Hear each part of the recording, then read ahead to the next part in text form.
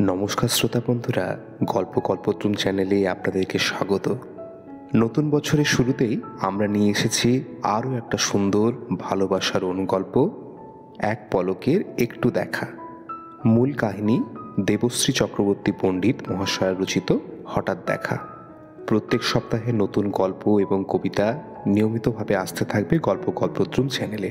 আপনাদের সকলের আন্তরিক সহযোগিতায় চ্যানেল এগিয়ে চলেছে গুটি গুটি পায়ে। ছোট্ট একটা অনুরোধ, প্রতিবারের মতোই প্লিজ চ্যানেল সাবস্ক্রাইব করুন। আপনাদের এতটুকু সহযোগিতা আমাদেরকে অনেক অনেক বেশি অনুপ্রাণিত করবে। আজকের গল্প এক পলকের একটু দেখা। এই গল্পের দুই প্রধান চরিত্র অর্ণব ও শাওলি।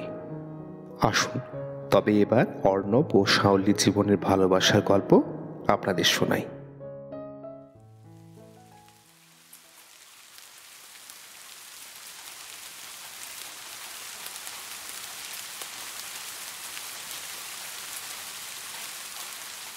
শাওলি বাস স্ট্যান্ডে একটা ছাতা নিয়ে দাঁড়িয়ে আছে। এরপর বাস থেকে নেমে এলো একটি ছেলে। বৃষ্টি মাথায় নিয়েই তার সামনে এসে দাঁড়ালো। শাওলি চমকে ওঠে, ঠোঁটে ফুটে ওঠে স্মিত হাসি। অর্ণব তার সামনে দাঁড়িয়ে রয়েছে। আজ থেকে প্রায় 6 বছর আগে অর্ণব ও শাওলি একসঙ্গে স্নাতক স্তরে ভর্তি হয়েছিল।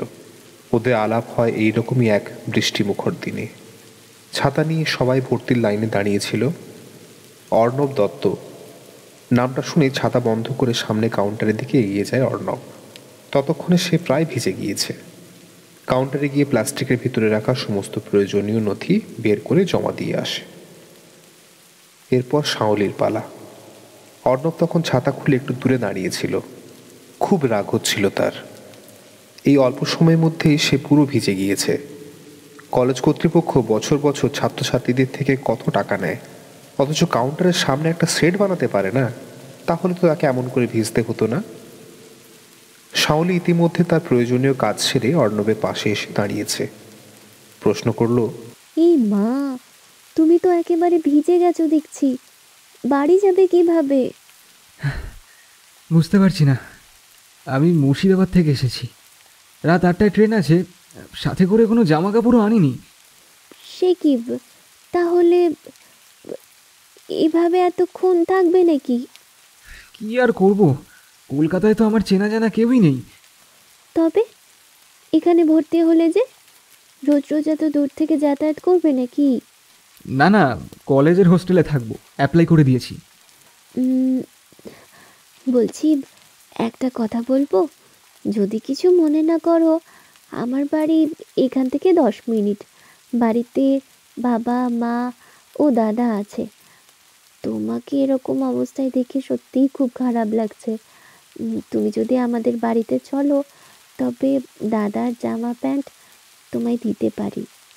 তোমার সাথে তো আমার দেখা হবে কলেজে, তখন না হয় ফেরত দিয়ে দিও। এই না না, আবার এসবের কি দরকার? ও ও ঠিক আছে। শাওলি আর কিছু না বলে এগিয়ে গেল। হাঁচির শব্দ শুনেই ফিরে এলো শাওলি। অর্ণবের সামনে দাঁড়িয়ে বলল, এখন আমরা একই কলেজের স্টুডেন্ট। আমি তোমাকে কোনো দয়া করছি না।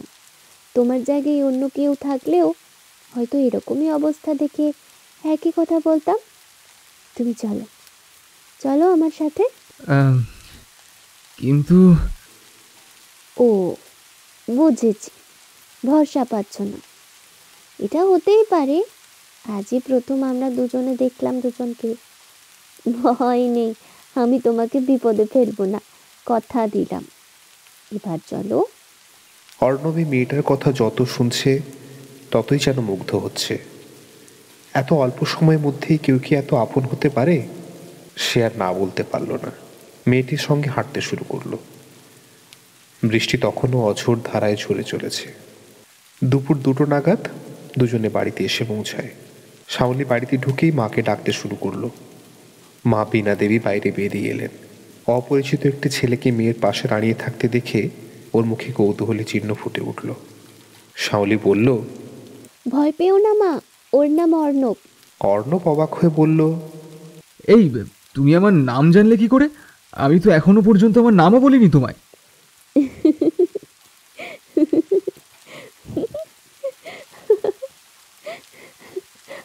আচ্ছা হাঁদারাম তো তুমি, তুমি তো ভর্তির লাইনে আমার সামনেই দাঁড়িয়েছিলে, তোমার নাম ডাকলো তখনই তো জানতে পারলাম। বীণা দেবী ওদের কথাবার্তা শুনে হেসে ফেললেন। কিন্তু তোমার নামটা তো আমি জানি না। আমি আমি শাওলি, তুমি কি বাইরেই দাঁড়িয়ে থাকবে? বীণা দেবী অর্ণবকে ভেতরে নিয়ে গিয়ে বসালেন। তারপর শাওলিকে নির্দেশ দিলেন অরুণের এক সেট জামা কাপড় অর্ণবকে দিতে। কিছুক্ষণ পর বীণা দেবী সবাইকে খাবার পরিবেশন করতে শুরু করলেন। শাওলিদের বাড়ির সকলেই অর্ণবের সঙ্গে এত ভালো ব্যবহার করলো, সে একেবারে মুগ্ধ হয়ে গেল।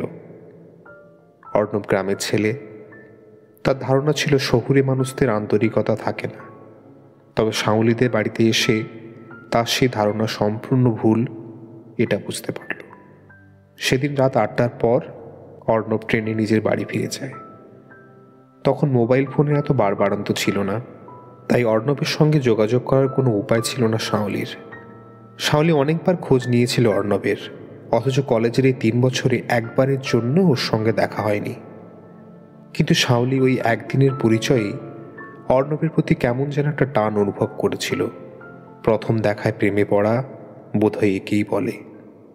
তাই হয়তো নিজের মন থেকে অর্ণবের অস্তিত্ব সে কখনোই পুরোপুরি হারিয়ে যেতে দেয়নি।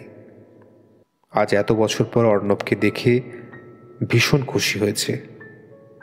বৃষ্টি ইতিমধ্যে প্রায় থেমে গিয়েছে, তবু সে মাথায় ছাতা নিয়ে অর্ণবের দিকে চেয়ে রইল অপলক। অর্ণব হেসে তার হাত থেকে ছাতাটা নিয়ে বন্ধ করে দিল। নিজের এমন কাণ্ড দেখে হেসে উঠল শাওলি। অর্ণব বলল, এখনো তেমনই আছো দেখছি। শাওলি অভিমানের সুরে বলল, সবাই পাল্টে যেতে পারে না। তোমার কি মনে হয় আমি আমি পাল্টে গেছি? তোমাকে চেনার আগেই তো তুমি কর্পূরের মতো উপে গেলে, শুধু আমাকে দিয়ে গেলে নিরন্তর প্রতীক্ষা। কি পেলে তুমি? অর্ণব অবাক হয়ে চেয়ে রইল শাওলির মুখের দিকে। সেদিনের সেই চঞ্চল মেয়েটা আজ কত শান্ত, কত গুরুগম্ভীর কথা বলতে শিখেছে। এসব ভেবে নিজের মনে হেসে ওঠেও। কিছুক্ষণ পর শাওলি নীরবতা ভেঙে বলল, তুমি তো জানো আমাদের বাড়ি যাবে, মা বাবা তোমার কথা খুব বলে। কেমন করে যাব? তোমার দাদার দেওয়া জামা প্যান্টও তো আনিনি। আসলে আসলে তোমার সাথে যে এমন করে দেখা হয়ে যাবে এটা এটা ভাবতে পারিনি। আমি আমি এসেছি একটা চাকরির ইন্টারভিউর জন্য। আজ আমি যেতে পারবো না তোমাদের বাড়ি। এই চাকরিটা আমার খুব দরকার। বাড়িতে মা অসুস্থ। তুমি নিশ্চয়ই ভাবছো যে কেন আমি ওই কলেজে আর আসিনি, তাই তো? আসলে সেদিন তোমাদের বাড়ি থেকে ফিরে গিয়ে দেখি আমার মা বিছানায় পড়ে আছে। মায়ের শরীর কয়েকদিন থেকেই খারাপ যাচ্ছিল। মা তবুও কোনো মতে সংসারটা টেনে নিয়ে যাচ্ছিলেন। অভাবের সংসার। স্কলারশিপ পেয়ে কলকাতার কলেজে ভর্তি হওয়ার শখ হয়েছিল। এরপর যখন বাড়ি ফিরে গিয়ে দেখলাম মা রক্ত বমি করে বিছানায় পড়ে আছে, আমি তখনই সিদ্ধান্ত নিয়ে নিই আমি আমার মাকে ছেড়ে আর কোথাও যাব না। তারপর আমি পাড়ার এক কাকুকে বলে আমাদের জেলাতেই এক কলেজে ভর্তি হই। মা এখন সুস্থ, তবে চাকরিটা পেলে মাকে আরো ভালো করে রাখতে পারবো। আচ্ছা বেশ, আজ চলি, আবার কখনো। আচ্ছা, এভাবে হঠাৎ দেখা হয়ে যাওয়া ছাড়া আর বুঝি কোনো উপায় নেই?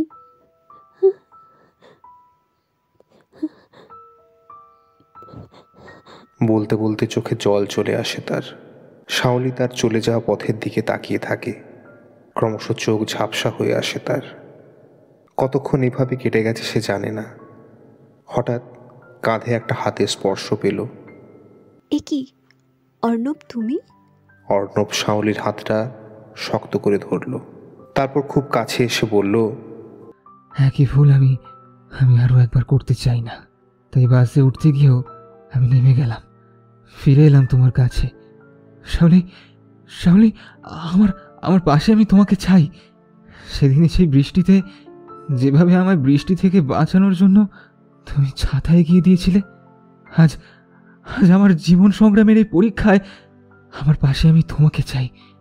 তুমি কি সেদিনের মতো করে হাতটা বাড়িয়ে দিতে পারো না শাওলি? শাওলি মন্ত্রমুগ্ধের মতো কথাগুলো শুনে যাচ্ছিল, বলা ভালো আত্মস্থ করছিল।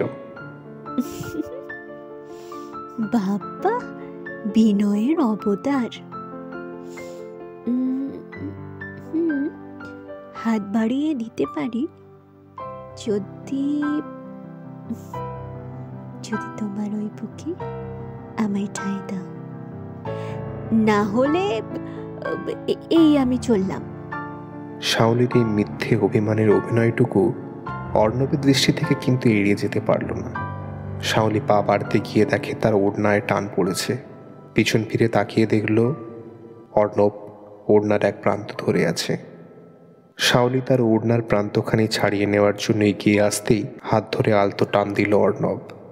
অর্ণবের বুকে মিশে যেতে লাগলো লজ্জায় আরক্ত হয়ে ওঠা এক যুবতীর মুখ। তখন সূর্যাস্তের আভায় রক্তিম হয়ে উঠেছে পশ্চিমের আকাশ। সাদা মেঘের বুকে যেন শাওলির মতোই মুখ লুকিয়ে অস্তাচলের পথে পাড়ি দিলেন সূর্যদেব। তুমি আজও থাকবে সঙ্গোপন, আমার একলা পথ একলা মন, লুকিয়ে রাখা নীল চিঠির খাম, সাজানো থাক ভালোবাসার নাম। দক্ষিণা হাওয়া ছুঁয়ে যাক তোমার ভেজা শাড়ি, শিউলি বকুল গন্ধ মাখা ভালোবাসার বাড়ি। তুমি আজও থাকবে সঙ্গোপন, আমার একলা পথ একলা মন, লুকিয়ে রাখা নীল চিঠির খাম, সাজানো থাক ভালোবাসার নাম। দক্ষিণা হাওয়া ছুঁয়ে যাক তোমার ভেজা শাড়ি, শিউলি বকুল গন্ধ মাখা ভালোবাসার বাড়ি। তুমি আজও থাকবে সঙ্গোপন, আমার একলা পথ একলা মন,